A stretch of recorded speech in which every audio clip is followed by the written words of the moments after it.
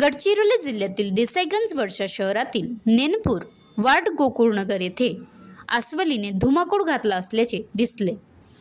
गोकुळनगर नेनपूर येथील रहिवासी सुमित मंडल या तरुणाला रात्री 1 वाजताच्या सुमारास त्याला शेतशिवारात काही आवाज ऐकू आले असता घराजवळील शेतशिवारात असलेल्या उसामध्ये अस्वल उद्ध्वस्त करत असल्याचे दिसून आले। त्यांनी लगेच ही घटना आपल्या घरच्या लोकांना सांगितली आणि लगेच गावकऱ्यांची गर्दी केली व अस्वलीचा पाठलाग केला। अस्वलीने वन जंगलात धाव घेतली।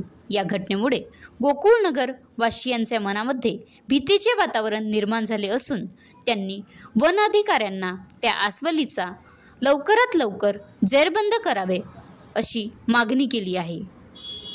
महाराष्ट्र लाईव्ह न्यूज करण सोनेकर, तालुका प्रतिनिधी, देसाईगंज, वडसा।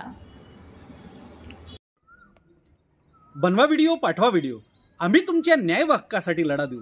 ताज्या बातम्या व घडामोडींसाठी पाहत राहा फक्त महाराष्ट्र लाईव्ह न्यूज। आजच आमच्या चॅनलला सबस्क्राईब करा, शेअर करा, कमेंट करा आणि हो, बेल आयकॉन दबायला विसरू नका। जय महाराष्ट्र।